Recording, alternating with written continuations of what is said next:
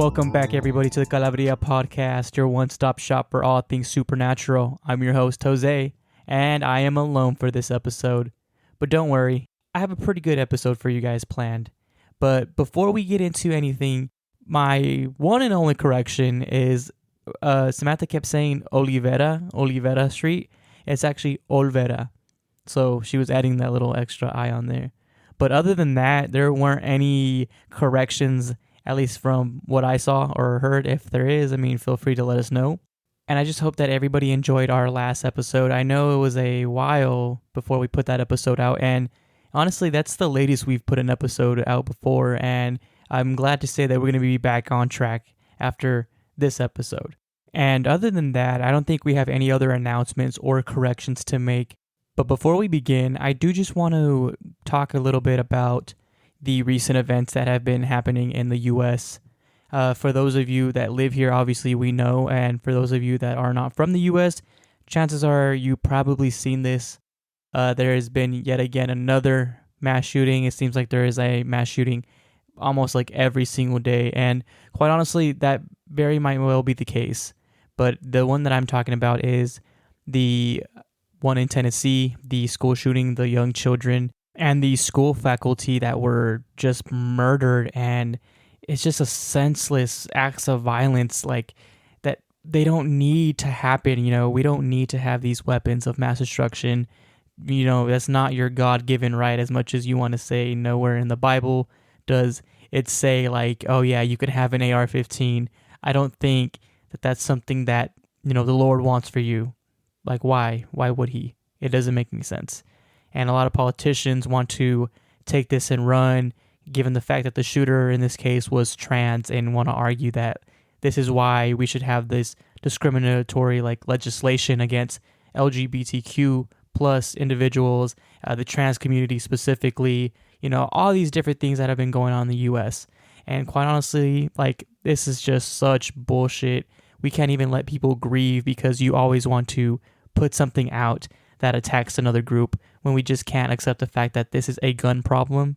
And it's so sad to think that this is not going to end anytime soon. As of the recording of this episode, there was another shooting a day or two ago in Louisville, Kentucky, and this happened in a bank where it was actually a ex-employee who, for whatever reason, decided to, end the lives of, I think at this point it was 5 individuals, and he injured at least 6 or 8 more other people, which is just crazy to think you can't do anything. You can't do your, daily routines without fearing for your life. But, I'm going to stop here and, so I don't go off on a tangent, because Lord knows I can go on forever and ever. And I know this is a paranormal podcast. It's what you guys want to tune into. So let's get into that. This week, I have a Folklore Friday episode for you guys, and that is the Mothman.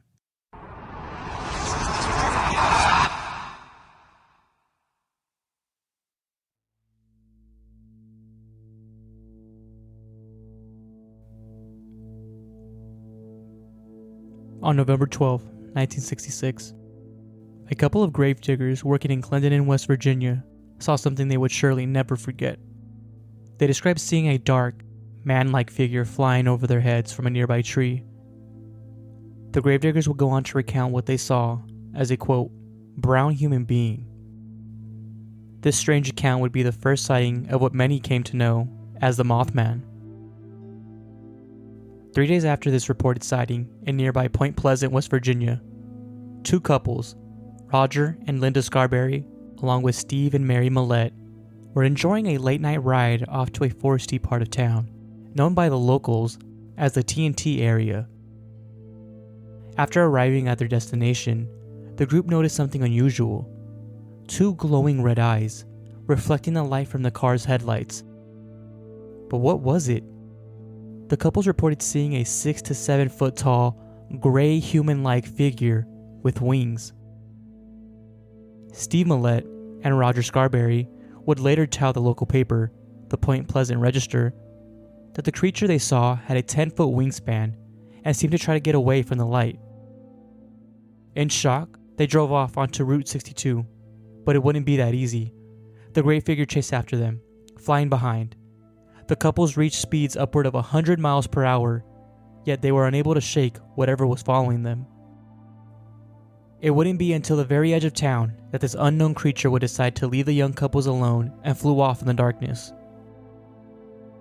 Terrified and confused, the couples contemplated what to do next. One thought it would be a good idea to take it to the police, and although the others initially brushed it off in fear of sounding crazy, they did exactly that. They headed back into town and met with Deputy Millard Halstead. They described to the deputy what they saw and explained to him how they had been chased. Just as they thought, he did not believe them, but he took their concerns seriously and decided to head up to the TNT area with them. Just as he suspected, he found nothing, but could not explain the strange static coming from his radio. A press conference was held the following morning. Sheriff George Johnson discussed the reported sightings, and it wasn't long until the news began to spread. The Point Pleasant Register ran the headline, "Couple see man-sized bird. Creature. Something," that detailed the prior night's events. The young couples were quoted with saying, "It was a bird. Or something. It definitely wasn't a flying saucer." Steve Millett described to the paper what they saw, saying, "It was like a man with wings." He later added, "This doesn't have an explanation to it. It was an animal, but nothing like I've ever seen before." These sightings would serve as the first of many in the year to come. Over the next few days following the initial reports, many more sightings of a strange being that many referred to as a thing began to emerge. One man claiming that the thing was responsible for the disappearance of his beloved dog. It wasn't long before the local papers began to call the so-called thing the Mothman. But it wouldn't be long before the sightings died down.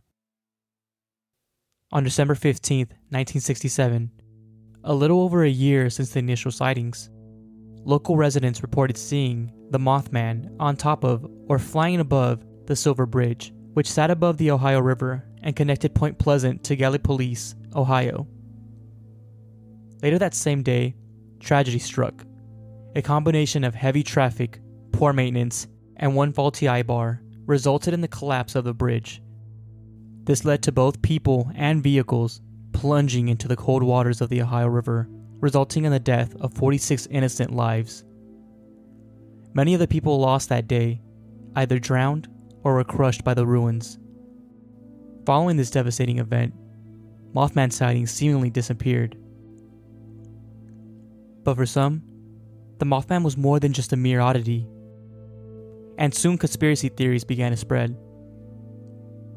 This was especially the case for UFOologist and writer John Keel.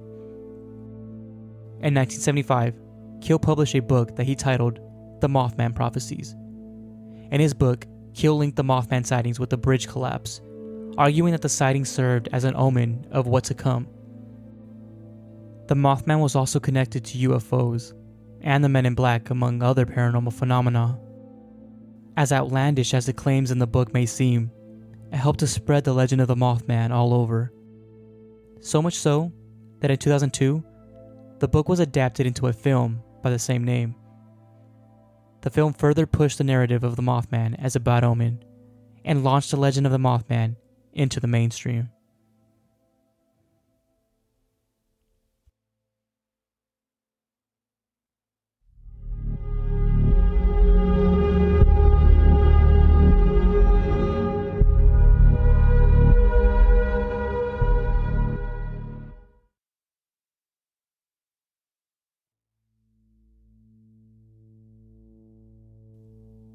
So that is the legend of the Mothman. But we're not done yet. Towards the end, I spoke about the Mothman as an omen of doom. And this narrative will go on to be used to explain many other devastating events. The Mothman was said to have been seen before the Chernobyl disaster in 1986, the 9/11 terrorist attacks, a Mexican swine flu outbreak in 2009, and the Fukushima disaster in 2011. And I'm not going to sit here and say that I sign off on all this stuff, but these are some of the reported sightings of the Mothman around the world. According to Nerdist.com, from 2011 to 2017, there were at least 55 sightings of what people began to call the Chicago Mothman. So if we are to believe any of these claims, the Mothman has gone universal. And I gotta say, when the people spoke about like the gravediggers, the initial sighting, they described the Mothman, right, or what we know as the Mothman, as a brown human being. When instantly when I read that, I was just thinking like, that could have been me. I could have been the damn Mothman, you know, I'm a brown human being. So I thought that was pretty funny. But I just think it is scary to think like, if you are not expecting to see anything, especially on a late night drive through, you know, a foresty area or a back road, and you just stumble upon a creature that you haven't seen before, like, how would you react? I personally don't know what I would do. I always think about that sometimes when I'm driving, you know, on the freeway or whatever, like just thinking like, what if something just pops out from the road right now? And I don't know what I would do if I seen the Mothman the same way that the two young couples seen them. This 6 to 7 foot tall thing with wings for one, right? It looks like a human. It's bipedal, 10-foot wingspan in front of me. And they claim that it's seemingly scared of the light, which is pretty funny to think that like this thing, I mean, right? People will call it this monster that we're so scared of, right? Like any reasonable person would be scared to see this thing. It's scared of like a little flashlight or something. So it's good to know that I guess the Mothman has some sort of weakness, just in case you run into him. We've talked so much about the Mothman sightings and what it is supposedly responsible for, but we really haven't talked about exactly what the Mothman is. We know that the Mothman has been described as a 6 to 7 foot tall being with a reported 10-foot wingspan, glowing red eyes, and overall dark presence. But what if I told you that the Mothman was really a bird? Well, Dr. Robert L. Smith, a then associate professor of wildlife biology at West Virginia University, believed that many of the initial reports of the Mothman were really a sandhill crane. Now, the sandhill crane isn't normally found in the Point Pleasant area, but its physical description seems to match that of the Mothman. Picture it. The crane stands around 6 feet tall, with the wingspan of over 7 feet, and also dons a red-like eyeshadow around its eyes. Sounds just like our cryptid friend, doesn't it? Others speculate that it could be a sandhill crane, but one that has been mutated as a result of the toxins found in the TNT area, potentially accounting for its glowing eyes and large stature. And I didn't talk about the TNT area too much, but this is something that many locals know about, and this was like an area, the reason why it's called the TNT area is like, this was an area where the government during World War II used to stockpile like, not ammunition, but like explosives and that sort of thing, right? And it was found later on, like in the early 2000s, that the area actually did have a lot of like toxic chemicals. So this idea of a mutated bird really doesn't sound too far-fetched. And just hearing the description of the bird, if you were to close your eyes, chances are you might, picture the same thing, just a little bit shorter, with probably like a smaller wingspan, but generally you would think this is the same thing. And as always, I'm going to be posting pictures of the Mothman and the reported sightings and sketches of what people say the Mothman looks like. And quite honestly, when you look at this thing compared to a sandhill crane or a moth in general, it really does not look like any of them. It actually looks like an owl. Like if you've ever seen a video of a owl, showing its legs, or an eagle showing its legs, like if you haven't, just YouTube that real quick or Google that, photo of an owl's legs. It literally looks like a really abnormally large owl. Huge legs, very long legs. And the very top of it, the way that owls kind of seem to like look like they're shrugging. This is what people describe and have also like sketched the Mothman to look like. And the same thing like when animals, you take a picture of animals, right? I know specifically like a dog, you take a picture with flash, their eyes are going to reflect that light back and they're going to seem to glow. And even with people, you can have that like red eye effect. So, I mean, could this be a sandhill crane that's been mutated from the toxins? Or could this be an owl that has also been mutated with the toxins? Or just a freakishly large owl? Or is this just something that we can't explain and the Mothman really is the only thing that we can call it? And just as like with anything, there are always people that will chalk it up to just mass hysteria. But even if the Mothman is just some made-up cryptid that is really a bird, that hasn't stopped the town of Point Pleasant from embracing it wholeheartedly. Every year in September, since 2002, Point Pleasant hosts its annual Mothman Festival, celebrating the Mothman with things such as vendors, live music, attractions, and even the one and only Mothman Museum. That's right, there's a museum. The world's only Mothman Museum, to be exact. And on their website, they show some of the things that like are in the museum. And honestly, it looks quite interesting. Like they have some of the original newspaper clippings from, when like the story was first ran, as well as like I believe they have the initial police report that they gave the deputy sheriff. So this is something that like really happened. This is not just some made up story, local legend. Like these people actually thought they seen this Mothman creature. They were actually fearing for their lives.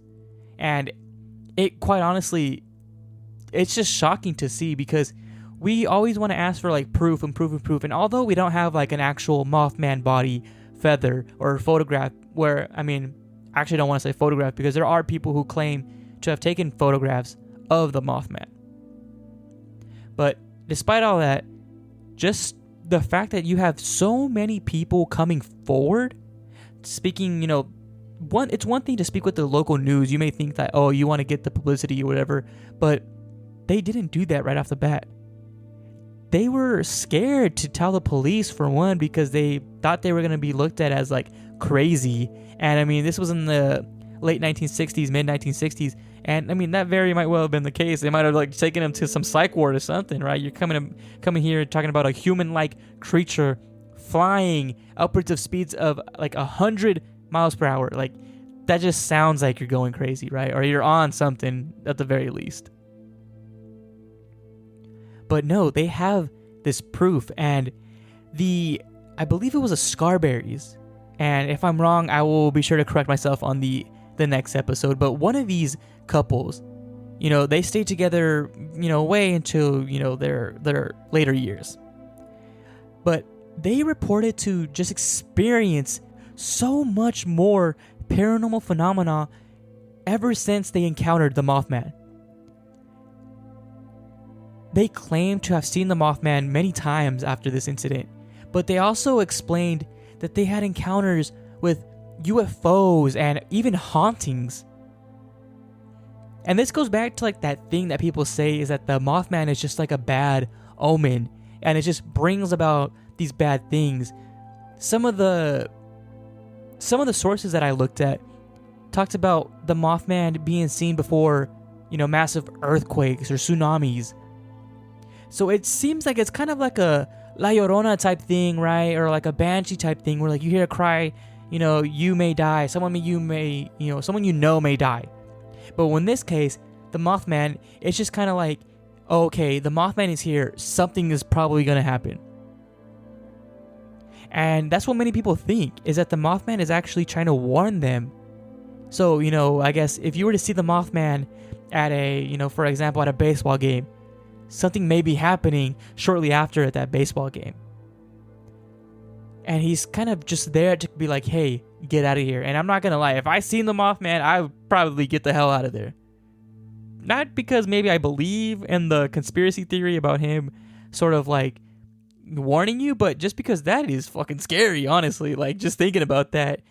6 to 7 foot tall human, like, human, right? Because they describe it as like a human flying That is enough to scare me. Now add the freakishly large wings and feathers and red eyes and nah, that's just a recipe for disaster. I'd be out of there in a heartbeat.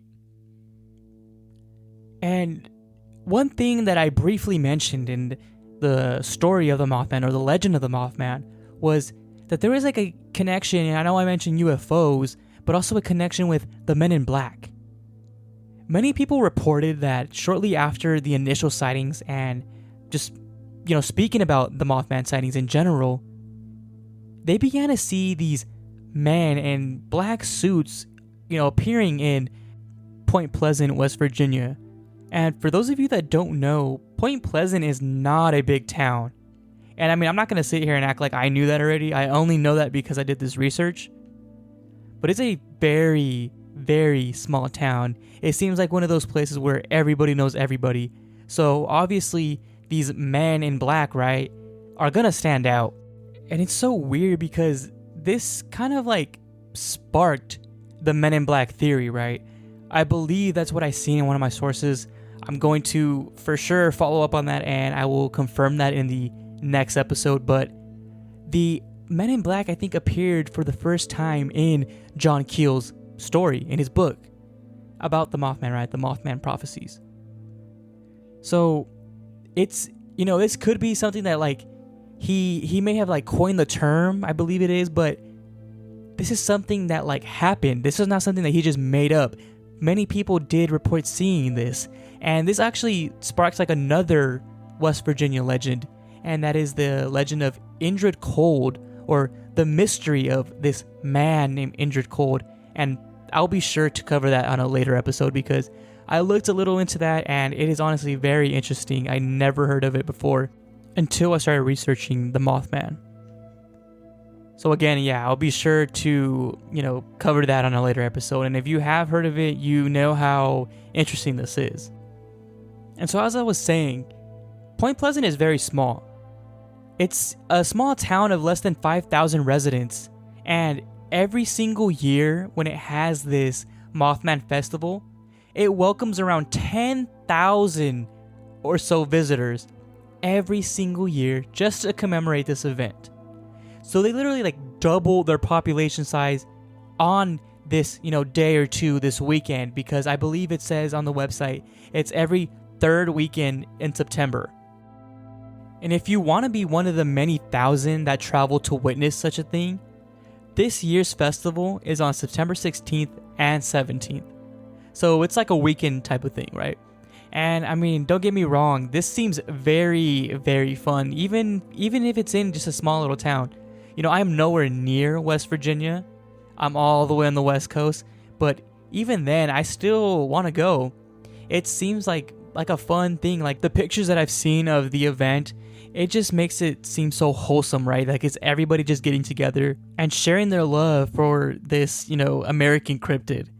And it's cool. And especially all the different merch. And I'm pretty sure you can find merch anywhere now, on Etsy or anywhere online. The Mothman has just grown, exponentially since the 1960s. And it's really all thanks to John Keel's book and the subsequent movie. But, the legend of the Mothman, I really didn't know much about it. It's kind of a funny story to the Mothman.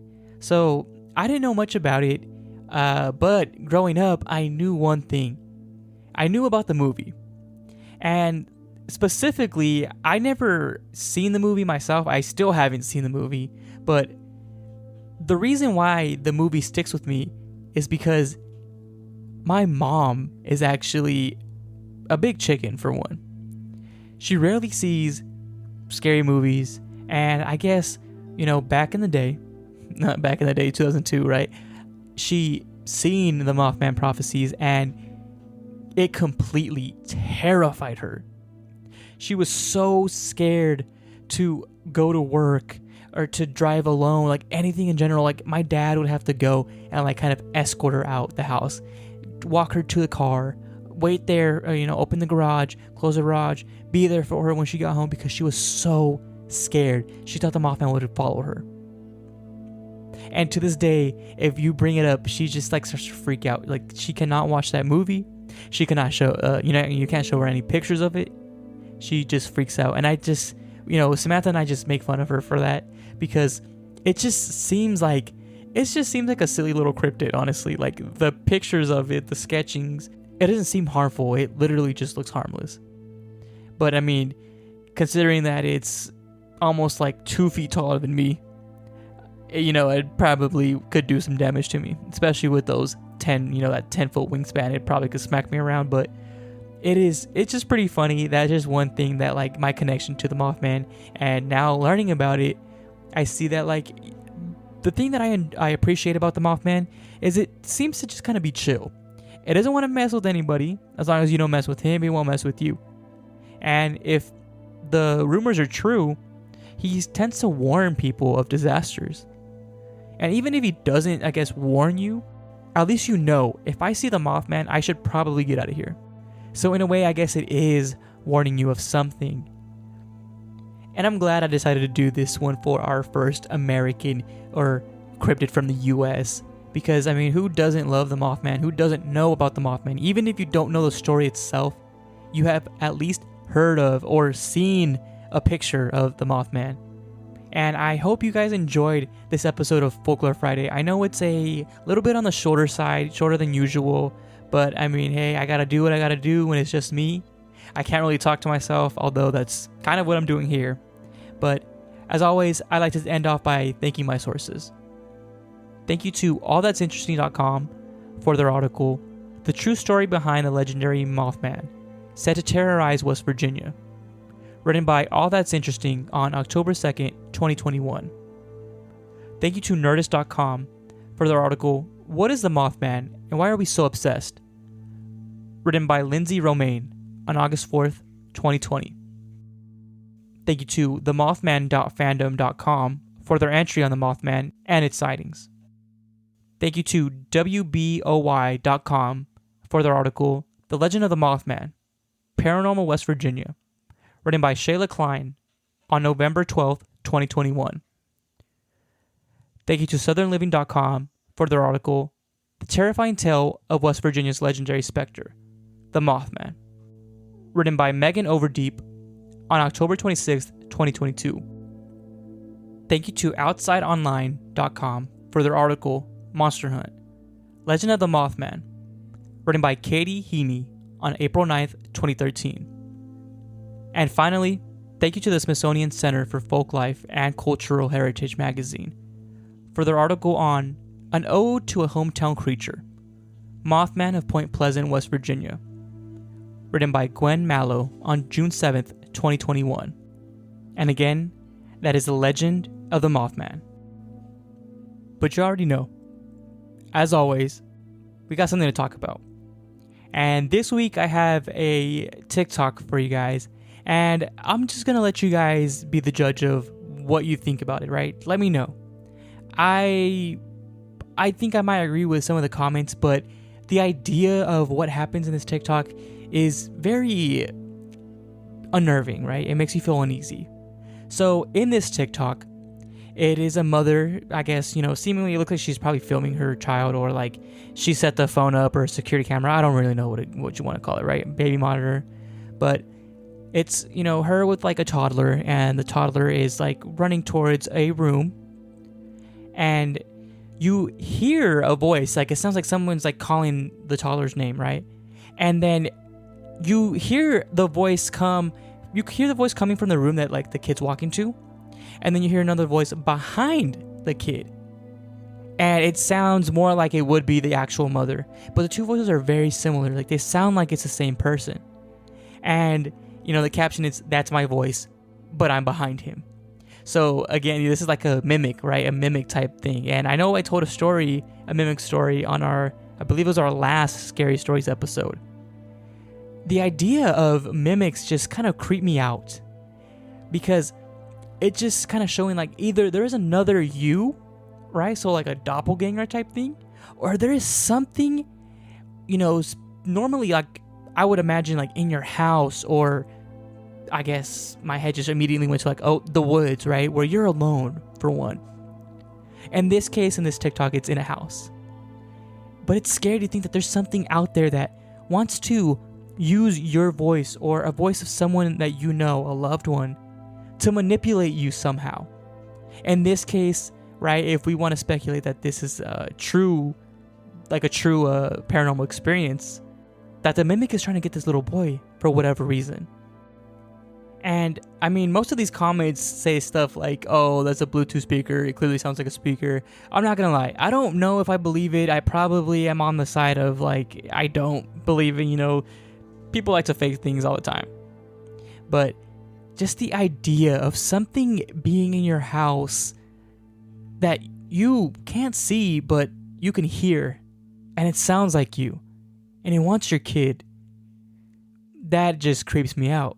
Because your home is supposed to be your safe space, right? It's supposed to be the place that you go to relax after a long day, where you can unwind, where you could be yourself. And if you don't feel safe in that home, your safe haven, then what do you have left? So I want to know what you guys think. Again, as always, we will post all of the pictures for today's episode and the TikTok on our Instagram at calaveriapod. So be sure to check us out, and again, let me know. What do you think? Is the video fake? Is it real? I'm leaning on the side that it's fake. It probably is, but what would you do in that situation? If there was an actual mimic in your house trying to get your child or your little sister, your little brother, a loved one, what would you do? And as I mentioned, our Instagram handle is at calaveriapod, and that is the same handle for our TikTok, so be sure to follow us on those two platforms. And if you have a story to tell, send them in at calaveriapod@gmail.com. Again, we are looking for any story. It doesn't have to be yours. It could be your friends, your girlfriends, your grandmas, anybody's. We just want to hear from you guys. And if you find like a scary topic or something that you just think is interesting and we may like, send it to us, because chances are you're going to hear it on this show. And be sure to leave us a 5-star rating wherever you listen to podcasts. And if you're listening on an app that lets you write a review, be sure to leave us a review, right? And, I'm hoping for positive reviews. And this just helps us get out there and spread the show to anybody else that may be interested. And also, if you know somebody that's interested in the genre, be sure to share it with them. We love to see the show grow, and it just makes us happy, right? It just motivates us to keep putting episodes out even more. Well, with all that being said, I hope you guys enjoyed this episode, and I'll see you guys on the next one. Peace.